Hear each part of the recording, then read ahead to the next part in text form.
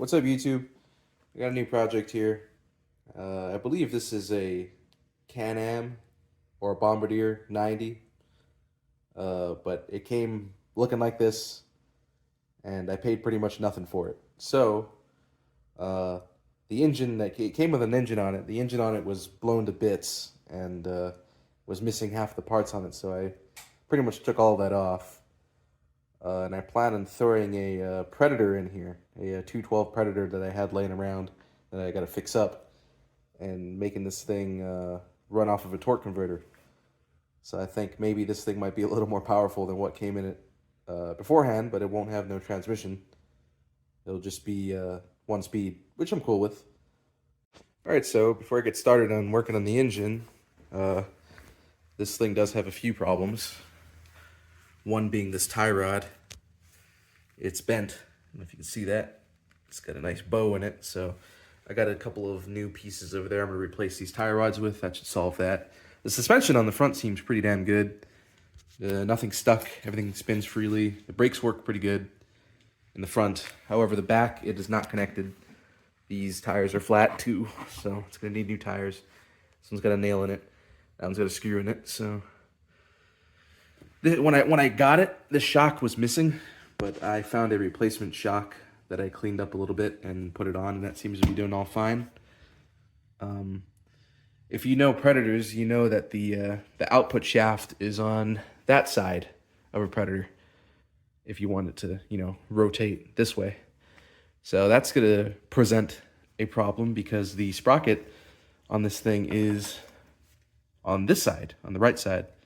So I can't just flip the engine backwards, it'll run in reverse. No gas tank, no seat. I have a plan for the seat. I'm gonna cut it out of wood and then upholster it. And the gas tank I'm just gonna borrow from my Predator. So I'm just gonna have to find a way to mount it, whether I mount it up here or leave it on the engine. I think I'm gonna mount it up here, it'll look a little nicer. And honestly, it'll just be kind of cleaning it up, being the rest of it. Which won't be so bad because the paint on it's not too bad. It's just not shiny. And honestly, I'm fine with a matte look. It's really the handlebars that have like visible, decoloration, rust. So clean that up and maybe spray it. I think I'll spray it. Here's the plan I have for the seat on it. I have about 1/2-inch ply here, and I drew these two really basic seat shapes into it. I'm going to cut them out and then sandwich them together. So it should be about an inch thick. And I'm going to put some foam on it and wrap it with some Fox leather. So it should look like a proper seat by the end of this. And it's only going to cost me maybe about 20 bucks. So it's better than trying to search a yard for a proper seat for this thing. Just go ahead and make one myself. All right, so here's the two pieces I cut out. I got them stacked on each other right now, and I think this is the best spot for a seat.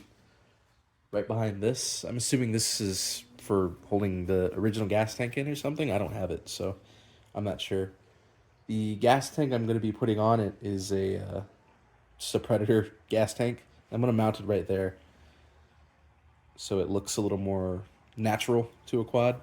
And I don't think the Predator engine would fit under there anyways with the gas tank on top of it, like OEM styled. So, yeah, all right, I'm back, and I just replaced the tie rods on this thing, so both of them are new, and I adjusted it so that it should be pointing straight, although I won't see very well until the wheels are on the front. But these tie rod ends were pretty tough to get off. They were pretty stuck in there, so I don't know if you can see this nut, but it's a little mangled. But yeah, those are the new tie rods. So, it's been a little while, but I'm back. There's been some updates to this thing. I've put wheels all around it. New back and new front. They're a little bit different, but that was just the cheapest way I could do it. The axle, I decided to flip back the other way, I guess, which would be the wrong way.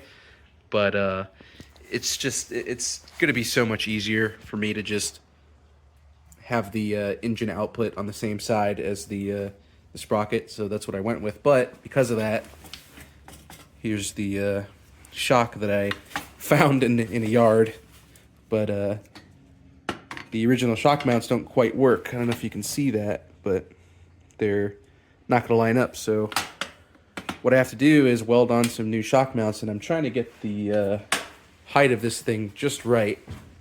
I'm going to put the back up just a little bit, just because when I sit on it, I know it's going to like come down a bit. So I bought these pretty nice shock tabs off of Amazon. I think it was only like $12 for, these are like a 1/4 inch thick. So, I mean, if anything, they're a lot thicker than the old ones. So I'm going to weld it on something like that and just have some new mounts. And after I do that, it should be a proper rolling chassis. All right, so I just welded on those tabs. It's still a little messy, there's a lot of slag, but I'm using flux core, so. Here's the mount down there. I think it looks pretty slick. Here's the ride height right now. I don't know if you can tell, it's kind of ever so slightly not parallel with the ground, like a little more up in the back, but working suspension in the rear. Could probably go with a better shock, to be honest, because there's not that much travel on that shock, but it works for now. All right, here's the final product of the seat. I just finished it. It's very basic. It is a rectangle, pretty much, but it's got cushion to it, and it won't just fall apart. This is what's underneath it. I left the holes open for bolting it in, but I just stapled it together. It's not the nicest thing ever, but it'll work. There we go. Okay, welcome back again. It's been a little while, but a lot of things have gotten finished with this. The engine is mounted. It runs too. I got the engine running pretty much freaking perfectly. The problem with it was that the cam timing was out of alignment, so I matched the dots, and I also put on this new carburetor and this short exhaust, and things freaking runs perfectly. So that's mounted there.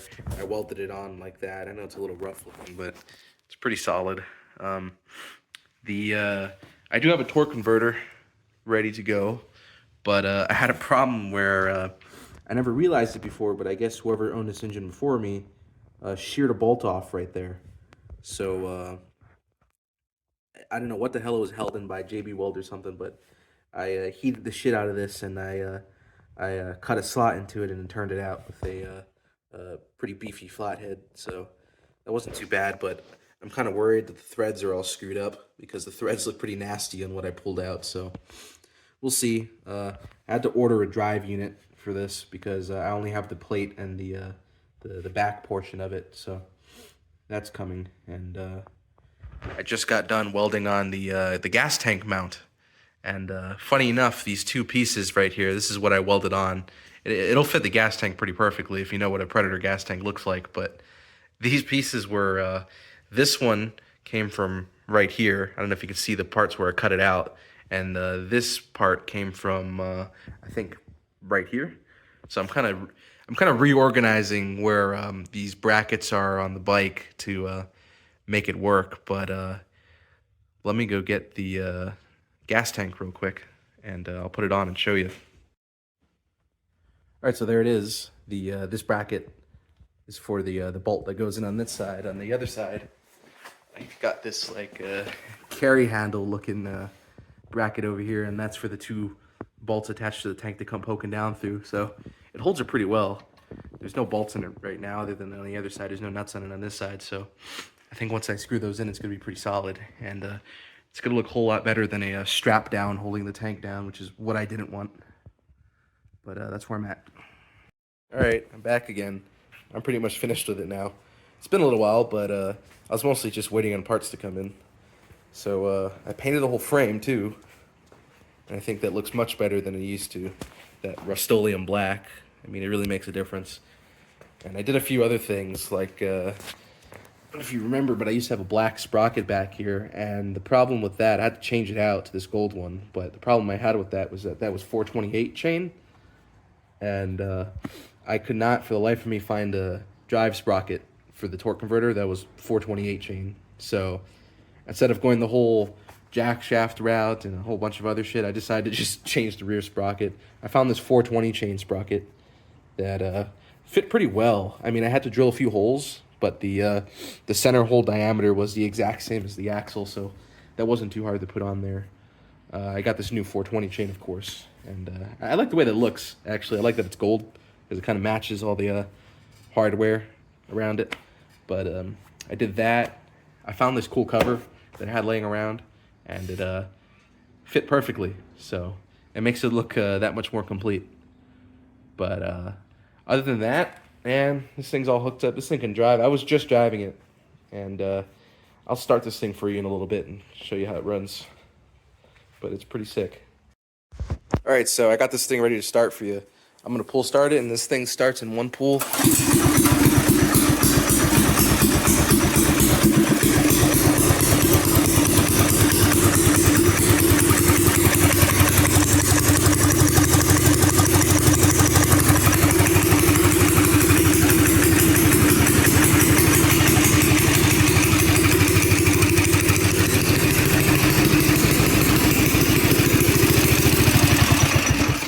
It's not bad. I'm gonna ride in a little bit and I'll get some footage of that. And yeah, this thing's a blast. All right, I was looking through a junkyard and I passed by these plastics and I just had to buy it. It fits freaking nearly perfectly. I just gotta make it work and paint it black, and it'll actually be done. Welcome back. It's painted. It is now actually completely done.